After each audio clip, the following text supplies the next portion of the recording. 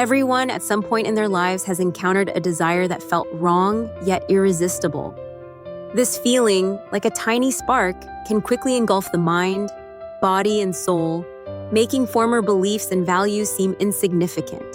However, this story is not about moral dilemmas, but about how suppressed desires can lead to unexpected revelations. The story unfolds during a sweltering summer in a quiet Connecticut suburb. Shady streets and the peaceful chirping of birds paint an idyllic picture. But as is often the case, beneath the veneer of well-being lies something capable of turning life upside down. The protagonist, 47-year-old Helen Sanders, is going through a difficult time. Her marriage is falling apart, the spouses have become strangers, and the silence in her home has grown unbearable. At this juncture, Helen's daughter, Emily, invites her to stay. Emily, an energetic and caring woman, manages everything and always makes time for her loved ones. Married to Jake, a calm and composed man, she seems to have found the ideal life Helen had always dreamed of. Upon arriving, Helen finds Emily rushing off to a business meeting. Jake drives her, and Helen involuntarily notices his presence. There's something captivating about Jake. He doesn't need to try hard to be noticed. That evening, with Emily out, Helen decides to prepare dinner as a thank you for their hospitality. She prepares beef bourguignon, Emily's favorite dish. When Jake enters the kitchen, the aroma fills the space between them. "You're home early today?" Helen asks, trying to sound casual. Jake smiles and moves closer. "Emily always raves about your beef bourguignon. I couldn't resist." It seemed like an ordinary compliment, but Jake's gaze lingered on Helen a moment longer than necessary, as if he wanted to say something more but held back. Helen laughs, looking away, but feels a flush creep up her face. Helen begins to notice details about Jake that previously seemed insignificant. The way he holds his coffee cup, his slightly disheveled hair, his kindness and small gestures, like pulling out a chair at dinner or asking if she's comfortable. These simple actions, for some reason, touch her the most. There's something alluring about this measured life with its clear routine. Everything seems perfect, but behind each interaction, Helen begins to see hidden nuances, accessible only to those on the periphery. Jake is an important part of this apparent equilibrium. He doesn't seek attention or overtly display his feelings. His strength lies in the details, in the silent actions that often go unnoticed. And it is in this very simplicity that Helen begins to lose herself. It all starts small, brief, almost imperceptible moments, yet filled with emotional significance that seems to grow daily. One morning, as Emily leaves for her run, Jake makes coffee. In a slightly rumpled shirt, with disheveled hair, he looks particularly appealing. There's something captivating in this nonchalance, a naturalness that makes Helen watch him longer than she should. "I made you another cup," he says, not looking at her. His voice is calm and even. "Thank you, Jake. You always know how to take care of people." He quickly glances at Helen as if trying to read something in her eyes, then looks away and hands her the cup. This moment could have been ordinary, but for Helen it becomes a spark, igniting something deeper. It's a quiet game, a delicate balance between casualness and tension that no longer feels innocent. Helen finds herself looking for excuses to be near Jake. Perhaps it's the emotional void she's carried for so long, or perhaps it's something Jake awakened in her, something she didn't even know existed. One afternoon, as Helen waters the garden, Jake returns home from work earlier than usual. He looks tired, his tie loosened, a heaviness in his eyes, but upon seeing Helen, he smiles. "Rough day?" she asks, trying to sound casual but feeling her heart quicken. "You have no idea," Jake replies, running a hand through his hair. "But it gets easier once I'm home." Helen suggests he sit on the porch while she finishes tending to the plants. She brings him a glass of iced tea. This moment feels simple and natural, yet at the same time, the silence between them is filled with unspoken words, suppressed emotions. In a whirlwind of suppressed emotions, she uttered words that seemed to slip out, unweighed by consequences. Jake, you're an incredible person. Emily is incredibly lucky to have you in her life.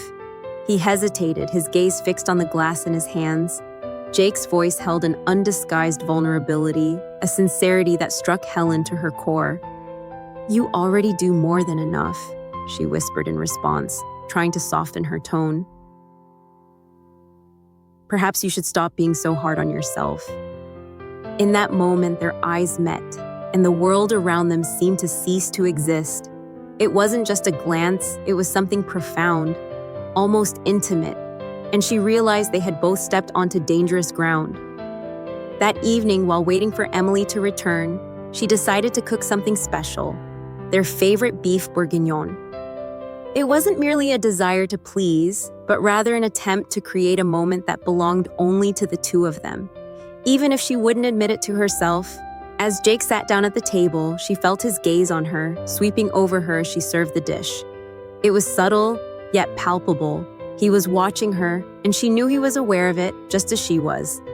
Helen, this is simply delicious. Absolutely amazing, he said after the first bite, genuine admiration in his voice. I just want everyone here to feel happy, she replied, letting her gaze linger on Jake a moment longer than it should have. He noticed but remained silent, betraying the internal conflict that tore at him. It was in these moments of interaction that she found strange comfort. Every word, every gesture seemed like a step towards something neither of them was ready for, but which they both considered inevitable. She understood that her situation was far from unique. How many people, in moments of weakness, find themselves drawn to someone else? It happens far more often than people care to admit. Once, a friend shared a story with her about a colleague who, after his divorce, became more than just a friend to her. He was so attentive, so sensitive, she recounted. I knew it was wrong, but I couldn't help myself, as if he was filling a void I hadn't even known existed. She recognized herself in her friend's words. She saw the same desperate yearning for something that had been missing for so long, something no one dared to speak aloud. And, like her friend, she understood that she was moving towards something that was unlikely to end well. A fateful moment arrived on a sunny afternoon. She was in the yard when Jake approached her. He seemed more relaxed than usual, as if he had shed some of his tension. They exchanged meaningless phrases, but a hidden tension permeated every word. You work too much, Jake, she said, gently touching his shoulder. You need to learn to relax a little. He didn't reply immediately, but he didn't pull away either. Her hand rested on his shoulder for a moment that felt like an eternity. When he finally looked at her, his eyes conveyed something that needed no words, understanding, pure and simple, mixed with a confusion they both shared. Thank you, Helen, he finally said in a low, slightly hoarse voice. But perhaps I need to learn that myself. That day was forever etched in her memory. It wasn't just about what happened, but about what remained unsaid, what neither of them dared to voice, but what they both perfectly understood. They were walking a fine line, and with each step, it became more difficult. She felt they were on the verge of something that could change everything. Yet she couldn't retreat. What awaited them? Could they resist? Or was turning back no longer an option? The tension had reached its peak, and deep down she knew this was only the beginning. He seemed to have a gift for putting people at ease, making them feel needed and valued, something she hadn't experienced in years. But was it merely a reflection of her own loneliness? This question constantly plagued her as she tried to make sense of what she was beginning to feel. One morning, when Emily was out on errands, she found Jake in the kitchen. He was making coffee, his movements casual and confident. I made you another cup, he said, without even looking at her. Thanks, Jake. You have a way of taking care of people, don't you? He smiled but avoided her gaze. It's the least I can do. There was something special in that moment, something subtle yet impossible to ignore. It wasn't about the words, but how he uttered them. As if in that brief instant, an exchange of understanding, Something quiet yet powerful had passed between them. She knew she was playing with fire.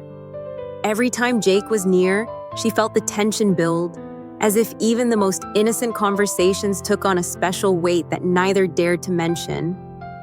One afternoon, as she was working in the garden, he unexpectedly returned from work. He looked tired, his tie loosened, the traces of a long day visible on his face. Seeing her, he smiled and stopped by the fence. "Looks like you're doing great with the plants. It's like therapy. You need to relax?" He chuckled, shaking his head. "You're probably right." A pause hung between them. But it wasn't awkward. On the contrary, it seemed filled with something more than either of them was ready to admit. As time passed, Helen increasingly found herself seeking Jake's company. It wasn't premeditated. Rather, it felt like a natural pull, akin to gravity. Every smile, every glance seemed to draw them closer, even if neither of them voiced it aloud. It was then that something began to stir within her, something she thought she had lost forever, the feeling of being desired, of being noticed, of being alive. But she also realized she was treading a dangerous path. Was it merely a reflection of her emotional emptiness, or something more profound developing between them? There were no answers. She only knew that with each moment spent together, the line between right and wrong became increasingly blurred. And deep down, she sensed that something had to happen, something that would change everything. What happens when suppressed feelings get a chance to break free? When desire overtakes reason, the tension between Helen and Jake was about to explode, and after that, everything would change. But how far was she willing to go to experience that feeling again? Sometimes the line between right and wrong isn't a straight one. It's more like a tangled knot, a play of shadows where feelings overshadow reason, and suppressed desires become unbearable. Jake and Helen found themselves drawn into this game, where every step seemed to pull them closer. The day was hot and humid. Emily was away on a business trip, leaving Helen and Jake alone in the house. Jake was working on his laptop, and his focused demeanor always made him even more attractive. Helen watched him from a distance, trying to distract herself, but couldn't look away, as if his every movement possessed a magnetism that drew her in against her will. Who among us hasn't experienced something similar? The moment when a person stops being merely present and begins to obsessively occupy one's thoughts. Helen knew she should pull away, but instead, she only moved closer. "Jake, maybe you should take a break? It's really hot in here. Some fresh air would do you good," she suggested, entering the room with 2 glasses of lemonade. He looked up, and for a moment hesitation flickered in his eyes, but then he nodded. "You're right, I really do need to breathe a bit." They went out to the backyard where the sun shone brightly and the pool sparkled in its rays. Jake loosened his tie, took off his jacket, and leaned back in a lounge chair. Helen sat down beside him and offered him a glass of lemonade. The silence was comfortable, yet tense, the tension so palpable it felt as though it could be touched. "You work hard, Jake," Helen remarked in a soft yet meaningful tone. "You should be proud of what you do." He offered a faint smile, looking away. "Sometimes I feel like I'm not doing enough, that I'm not enough." These words struck Helen in an unexpected way. How could such a strong and confident man harbor such feelings? She leaned forward slightly, her hand gently touching his shoulder. "You are more than enough, Jake. And I'm not just saying that because Emily loves you, I see it." The touch was fleeting, yet filled with something far deeper. He didn't pull away, nor did he respond immediately. In that moment, they were both trapped, unable to move forward or retreat. In the following days, this silent dance continued. Helen noticed Jake's attempts to keep his distance, yet at the same time, she felt him becoming more attentive whenever she was near. One evening, with Emily out, Helen decided to prepare dinner. She chose a recipe she knew Jake would enjoy, but this time she wasn't doing it merely to please him. It was an excuse, a veiled invitation to a moment that would belong only to the two of them. "This is delicious, Helen," he said, putting down his fork after the first bite. "You truly have a talent for this." "Making people happy is what has always made me happy," Helen replied, letting her gaze linger on him a little longer than usual. He noticed, but said nothing, as if they both knew what was happening, but neither had the courage to put it into words. The climax arrived unexpectedly. One lazy afternoon, Helen was tidying the living room when Jake walked in, looking distracted. He was looking for something, but his gaze seemed absent, as if he were somewhere else entirely. "Jake, are you all right?" Helen asked, her voice hoarse with genuine concern. He stopped, looking at her with an expression she had never seen before, a mix of doubt, desire, and something akin to fear. "I don't know, Helen. I don't know what I'm feeling," he whispered, as if through a haze. Helen placed a hand on his shoulder, a gesture that felt as natural as breathing. "Sometimes what we feel makes no sense, but that doesn't mean it's wrong." In that moment, he looked at her in a way that took her breath away. Without thinking, without planning, their hands met, and before either of them could stop, he embraced her. The warmth of his body pressed against hers was both comforting and devastating in an instant. But was this reality or merely a reflection of two lost souls seeking solace in each other? On that fateful night, as words gave way to the heavy silence between them, the atmosphere in the dimly lit living room grew thick with tension. Every gesture, every movement took on an ominous significance. Jake, downing a glass of wine, cast a look at Helen filled with confusion and guilt. "Helen, this can't go on. Emily, she trusts us. She believes in us." Helen was acutely aware of the truth in his words. Their secret connection was a betrayal not only to Emily, but to all the principles she stood for. Yet despite this, Helen couldn't find the strength to break the vicious cycle. "Jake, what if our feelings are stronger than this? What if we're trying to deny the inevitable?" In response, Jake merely placed his glass on the coffee table and cradled Helen's face in his hands. "It's not about what we want, but what we can live with." But before he could pull away, Helen leaned in and kissed him, a brief yet all-consuming kiss that encompassed all their hidden emotions. Pulling back, Jake looked at her with eyes full of remorse, yet also a strange relief. "Helen, I don't know what I'm doing," he whispered, his voice trembling.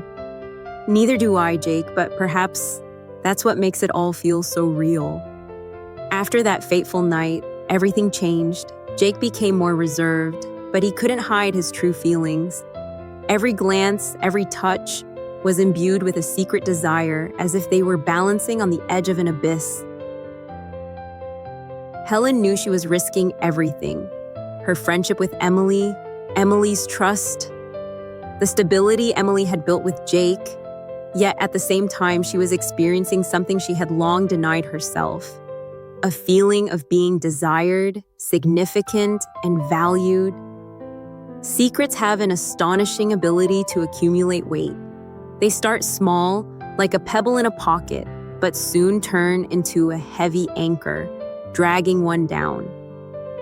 Jake and Helen tried to act as if nothing had happened, but everything had changed forever. Helen had often thought about confessing everything to Emily, telling her about her loneliness, about losing herself and no longer understanding who she was. But how could that help? How could Emily understand what Helen herself didn't fully grasp?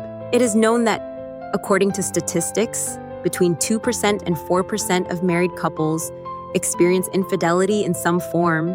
Behind these dry figures lie human tragedies, complex stories that cannot be reduced to a single statistical indicator.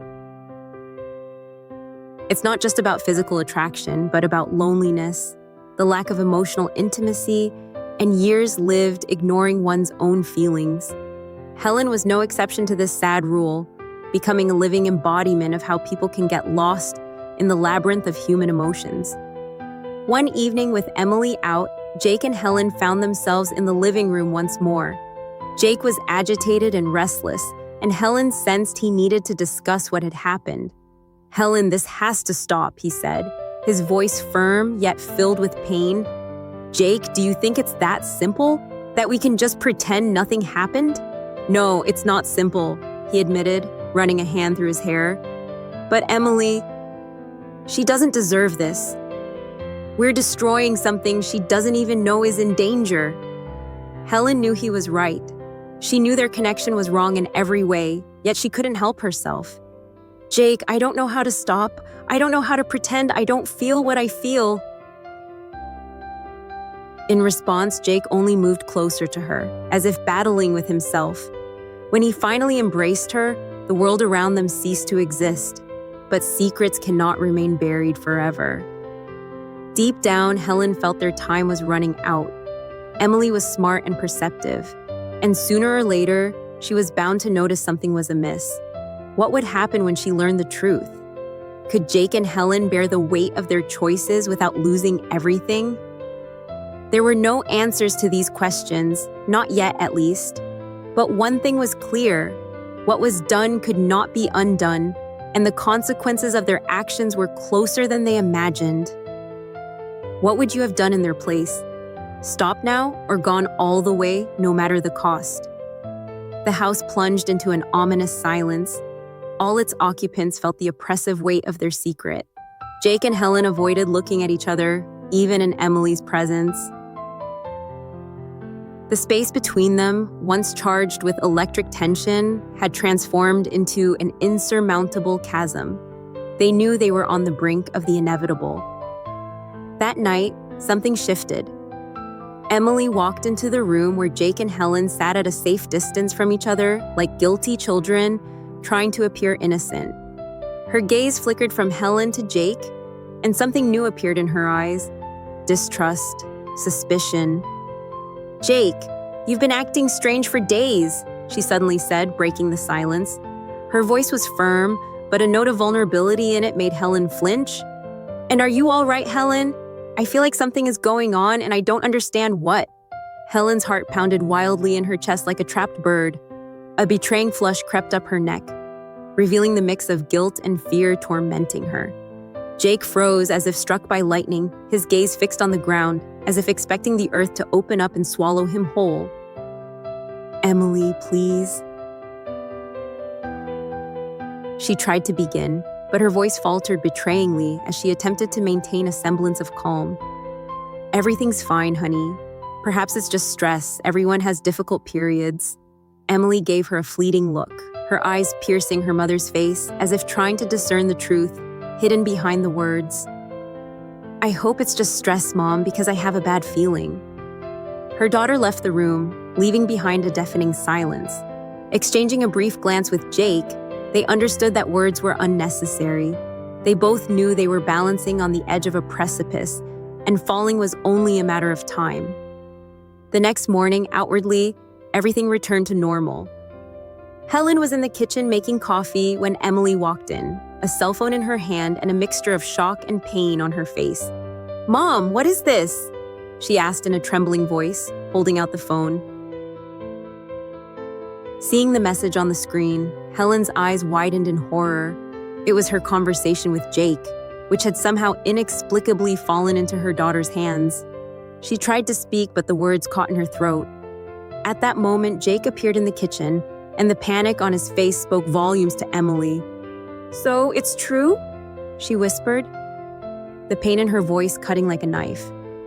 "You two betrayed me behind my back? My own mother and my husband!" "Emily, please," she began, tears welling up in her eyes. "It's not what it looks like." "Not what it looks like!" Emily exploded, her voice filled with rage. "Then explain to me, Mom, what this is, if not betrayal on your part." Jake tried to intervene, but she stopped him with a gesture. "I don't want to hear from you. Ever." The silence that followed was the most agonizing of her life. Emily ran out of the house, slamming the door, leaving them standing there, unsure what to do next.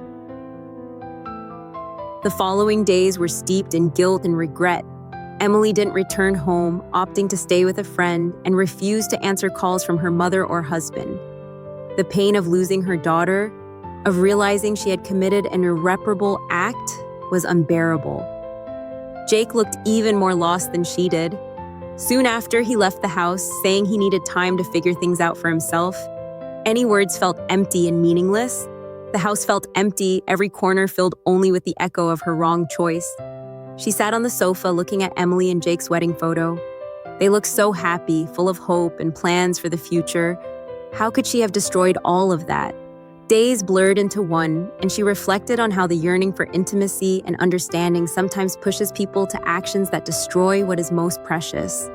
Statistics are relentless. 65% of people who commit infidelity are seeking not so much physical intimacy as emotional validation. She hadn't wanted to destroy her daughter's life. She had merely yearned to feel alive, needed, and desired again. But in the end, she paid an exorbitantly high price for it. Are you familiar with the feeling of an inner void when you're willing to do anything to fill it? This need is entirely human. But it is the choice of means to satisfy it that defines our essence. And she made a choice that would haunt her for the rest of her life. Months passed. Emily never truly forgave her mother, but they slowly and painfully began to mend their relationship. Helen was willing to do anything to regain her daughter's trust. As for Jake, he filed for divorce from Emily, explaining it as a need to find himself, to understand who he was without her, without Helen. Helen accepted this as deserved, as part of the price for what she had done. She knew she deserved everything that was happening, but she understood that she needed to find the strength within herself to move forward. Perhaps some will recognize themselves in Helen's loneliness, others will see Jake's traits in their loved ones, and some will simply try to understand how people end up in such complex situations. This story is a call to reflect on your own relationships, on what you value in them, and what you are willing to do to preserve them. And if you ever find yourself at a crossroads, ask yourself, is it worth it? In every person's life, there are moments when the line between right and wrong becomes blurred. I sincerely hope this story has resonated with you and inspires you to reflect on your own life's path.